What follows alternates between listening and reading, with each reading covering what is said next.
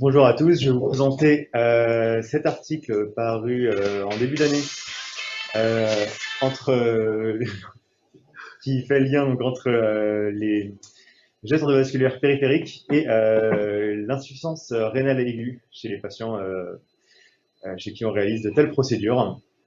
Alors, donc, pour le contexte, procédure endovasculaire périphérique, c'est l'alternative aujourd'hui qui ne peut être démontrée à la chirurgie vasculaire conventionnelle, qui fait partie tant sur le plan, qui fait partie au niveau des décisions thérapeutiques quasiment à chaque fois.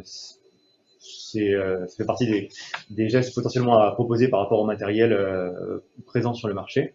C'est un geste qui aujourd'hui se fait toujours majoritairement avec l'utilisation de produits de contraste iodé qui constituent un des plus gros pourvoyeurs d'insuffisance rénale aiguë en termes de facteurs de risque en tout cas comme facteur pouvant entraîner des insuffisances rénales aiguës au cours de ces procédures, sans compter bien sûr les possibles embolisations, parce qu'on monte du matériel à travers en endovasculaire qui pourrait emboliser dans les rénales, mais c'est quand même le produit de contraste qui reste le plus important.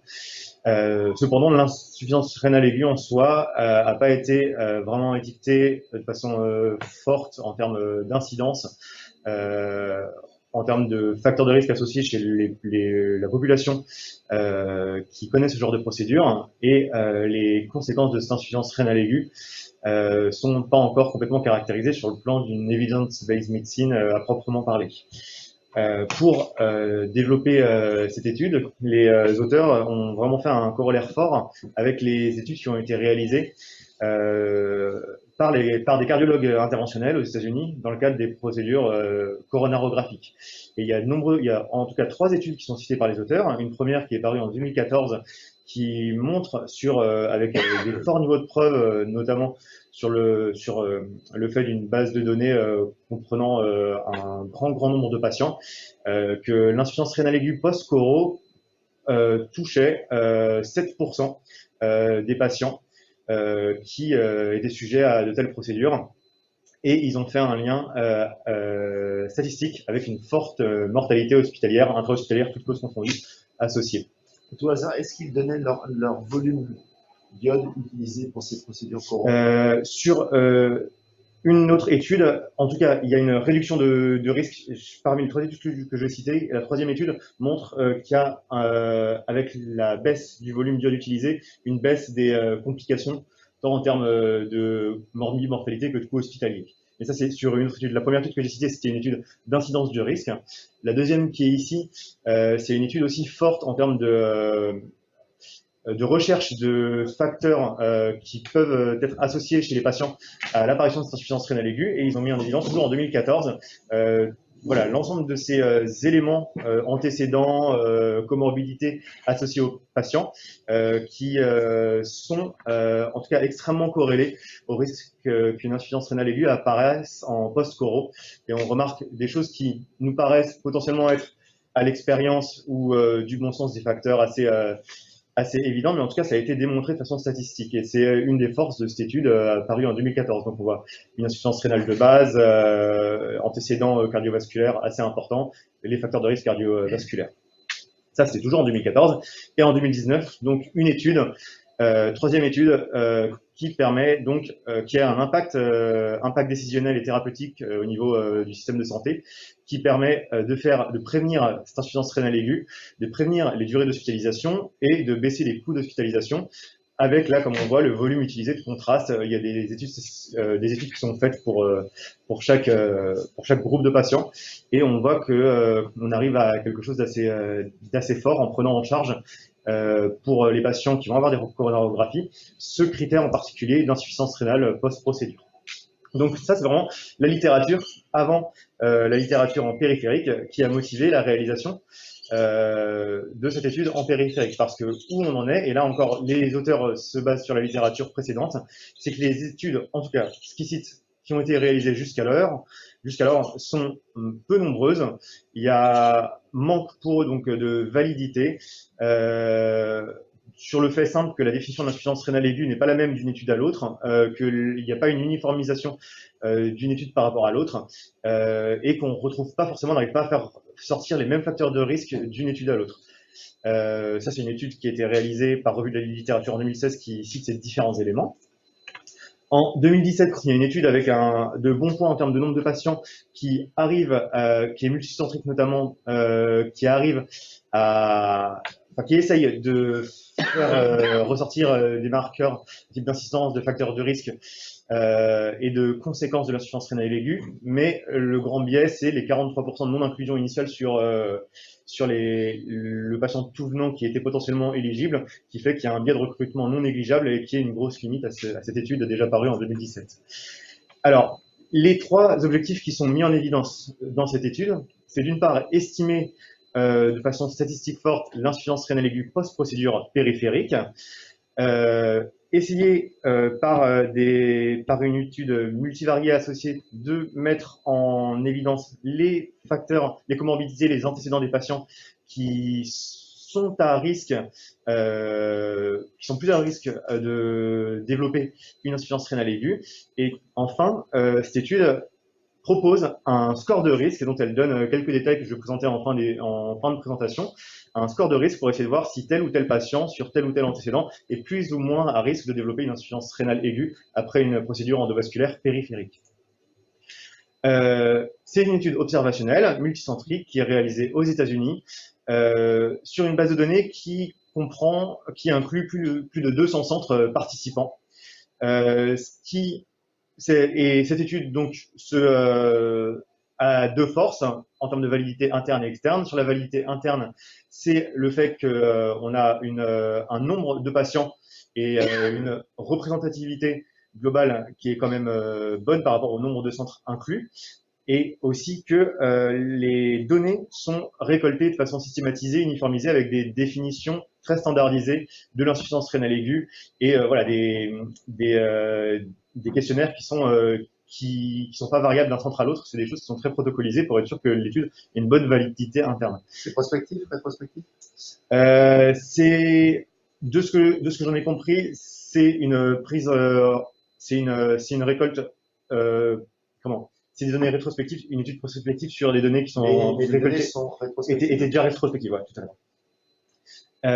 Et en termes de validité externe, voilà, je vais préciser quoi, comme il y a un nombre de centres vraiment assez important, ça nous permettrait potentiellement d'extrapoler les résultats qui en sont sortis. Donc, le flowchart de l'étude, il y avait plus de 27 000 patients éligibles.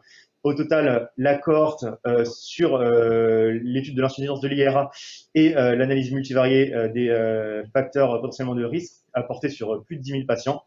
Sont exclus les patients que j'ai cités ici, qui constituent une population plus jeune, plutôt comme c'est possible aux États-Unis de faire ces analyses d'origine de groupes ethniques afro-américains, avec moins de comorbidité et qui sont moins sujets à être à un stade grave d'ischémie critique et d'ischémie aiguë, ce qui fait qu'on va faire attention sur le score de risque qu'ils vont développer à la fin. C'est notamment ces critères-là qui ne vont pas apparaître pour être sûr qu'il n'y ait pas un biais initial de sélection qui apparaisse dans leur score. L'insuffisance rénale aiguë définie dans cette étude, elle répond à ces critères. C'est une différence entre la créate sérique pré et post-procédure. Là encore, petite réserve, la post-procédure est mesurée entre 6 et 24 heures après le geste et pas après.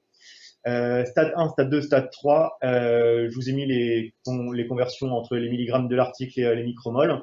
Mais donc voilà, c'est soit une augmentation en valeur absolue, soit une augmentation en termes de pourcentage ou l'indication à l'hémodialyse plus de 300% ou indication à l'hémodialyse au stade 3. Pour l'analyse, donc voilà, ça c'est ce que je vous disais tout à l'heure. Il va y avoir trois choses qui vont être réalisées dans cette étude. Une première analyse descriptive qui va nous montrer l'incidence de l'insuffisance rénale aiguë. Une analyse qui va montrer les facteurs prépondérants à risque de développer une insuffisance rénale aiguë et la création du score, la tentative de création d'un score clinique à la fin. Donc, sur cette analyse, sur des chiffres bruts, sur les plus de 10 000 patients qui ont eu, sur les plus de 10 000 procédures, parce que les patients peuvent avoir eu plusieurs angioplasties périphériques successives, et à chaque fois, c'est considéré comme une procédure comptabilisée en tant que telle. C'est pas 10 000 patients, c'est 10 006 procédures. 737 ont eu une insuffisance rénale aiguë, ce qui correspond à 7,4%, et ce qui est très proche des 7% donnés par les études en 2014 sur les procédures de coronarographie. il se trouve que ces insuffisances rénales aiguës sont majoritairement des stades 1, donc une augmentation à plus de 50% de la créatinine, mais pas de stade 2 ou 3, en tout cas beaucoup moins, 50 et 82. Et quelque chose qui était assez important, montré par une étude statistique au cours de l'étude, c'est que la mortalité était quand même extrêmement corrélée à cette apparition d'insuffisance rénale aiguë. Il n'y a pas un lien, c'est pas le facteur, l'objectif, c'est pas l'objectif principal de l'étude, c'est pas une étude qui est prospectivement menée dans cet objectif-là, mais en tout cas, ils ont mis en évidence que la mortalité était multipliée par 10, et ce, dès le stade 5, qui représente quand même la majorité des patients des formes d'insuffisance rénale aiguë. C'est-à-dire qu'on n'a pas besoin d'être à un stade d'hémodialyse ou d'explosion monstrueuse de la créatinine pour être potentiellement à risque. Voilà, sous réserve bien sûr que c'est pas un lien de causalité directe, c'est pas le facteur de risque principal de cette étude. Enfin, que c'est pas l'objectif principal de cette étude. Pour ce qui est de l'analyse des différents facteurs, je vous ai remis ici le résumé des critères, en tout cas des différentes comorbidités ou alors des caractéristiques de la population analysée. Et on se rend compte de plusieurs choses, que les patients qui sont plus à risque de développer une insuffisance rénale aiguë, ce sont ceux qui avaient une déficience cardiaque, une insuffisance cardiaque pré-procédure, on voit une augmentation en termes de gravité de la claudication, que toute claudication confondue, il y a enfin, dans tous les cas, un risque, mais qui augmente, qu'on soit à de la claudication simple ou alors une ischémie critique ou une ischémie aiguë. Les chiffres ne sont pas les mêmes. Ici, on a donc. Ça veut dire que quoi, on a plus de risques en ischémie critique, c'est ça? On a plus de risques en ischémie critique. Il n'y a pas une analyse statistique qui a été faite entre claudication, ischémie critique ou entre ischémie critique et ischémie aiguë, mais les chiffres, j'avais une augmentation là, une différence statistiquement significative à partir des stades un peu plus avancés. Là, si je dis bien, c'est 156 patients avec une claudication, 422 patients avec une ischémie critique qui ont fait une insuffisance rénale. Ouais, c'est ça. Donc cette répartition ischémie aiguë, ischémie critique et claudication, elle est significative. Donc ça va dans le sens que quand même l'ischémie critique est un facteur. Et quand même plus à risque, oui. Ouais. Sur des chiffres absolus, Ouais. ça nous fait envisager quand même cette question, tout à fait. Les autres facteurs mis en évidence, donc, concernant la fonction rénale de base, le changement de la créatinine de base, le besoin d'une transfusion sanguine, le saignement post-procédure, tout ça sont des critères, en tout cas, qui sont corrélés à l'apparition d'une insuffisance rénale aiguë après le geste. Et les diabètes Et le diabète, que je te dise pas de bêtises, ouais, je l'ai pas souligné. Tout à fait. Et il sera dans le score, en effet. Je n'ai pas entouré, mais tout à fait. Le diabète aussi. Une chose assez amusante, c'est que les fumeurs actifs sont moins à risque, mais dans cette étude-là, bon, on n'a pas fait une étude dans cet objectif-là, mais il se trouve que voilà, c'est un significatif dans le sens. Et sur le sous-groupe de la population afro-américaine, il y a potentiellement un facteur de risque surajouté, mais comme on n'a pas inclus de nombreux patients qui étaient potentiellement afro-américains et moins comorbides, il est possible qu'il y ait un biais de sélection qui explique cette différence, qui ne sera pas inclus dans le score clinique que les auteurs ont proposé. Donc, maintenant que cette analyse a été faite, les auteurs proposent la création d'un score clinique pour essayer de prévoir, selon les caractéristiques et les comorbidités des patients, le risque ou non de développer une insuffisance rénale aiguë en post-procédure. Pour ça, ils ont gardé les facteurs statistiquement significatifs pré-procédure. Ils n'incluaient pas ce qui n'était pas prévisible avant la transfusion sanguine et les saignements post-procédure, mais vraiment les caractéristiques de base des différents patients. Et ils n'ont pas inclus dans leur score l'origine ethnique, je pense du coup du fait du biais de recrutement qui est un peu trop important. Ce score, le voici. Il inclut donc le diabète, l'hypertension, le DFG, le stade d'ischémie et l'hémoglobine préopératoire, selon une pondération qui a été proposée ici par les auteurs, avec notamment, vous voyez, la fonction rénale initiale qui est parmi les facteurs les plus prépondérants, et de même l'ischémie aiguë, le fait de prendre un patient en ischémie aiguë est beaucoup plus pondéré que l'ischémie critique par exemple. Et là, donc voilà, ça c'est les facteurs qui ressortaient de la population initiale.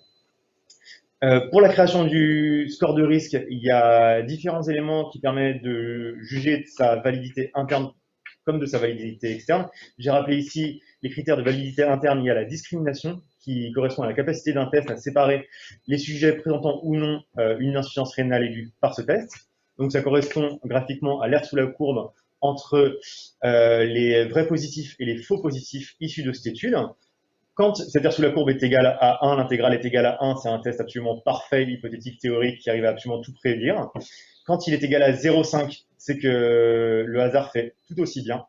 Et quand on est inférieur à 0,5, c'est qu'il vaut mieux pas utiliser ce modèle. Il se trouve que la valeur de discrimination, le facteur C statistique de cette étude est à 0,68. Les auteurs considèrent que ça commence à être un bon chiffre.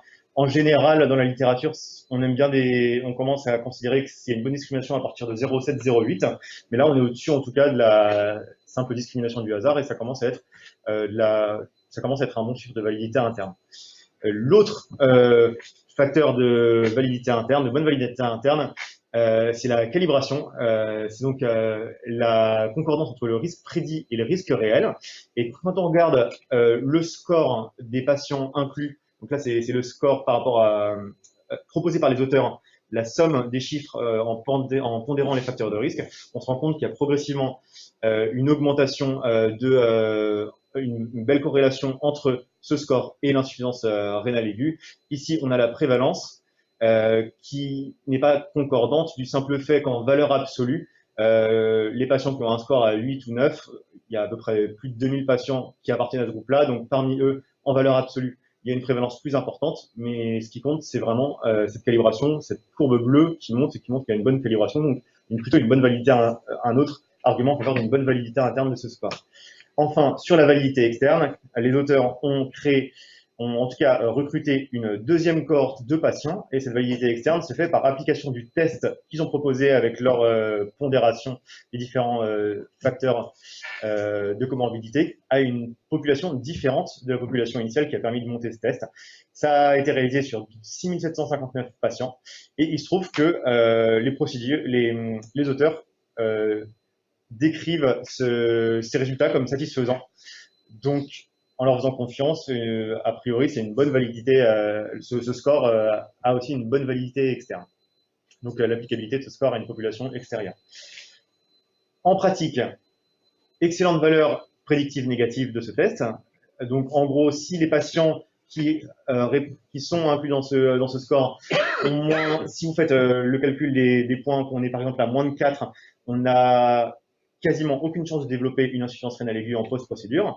Le problème, c'est que même si on a mis en évidence une incidence assez fiable par le nombre de patients de l'insuffisance rénale aiguë dans les patients qui ont ce genre de procédure endovasculaire, l'insuffisance rénale aiguë, ça reste un événement quand même relativement rare, ce qui fait que ce score souffre d'une valeur prédictive positive qui elle-même est assez faible. Parce que, donc, comme je l'ai dit, l'événement reste rare.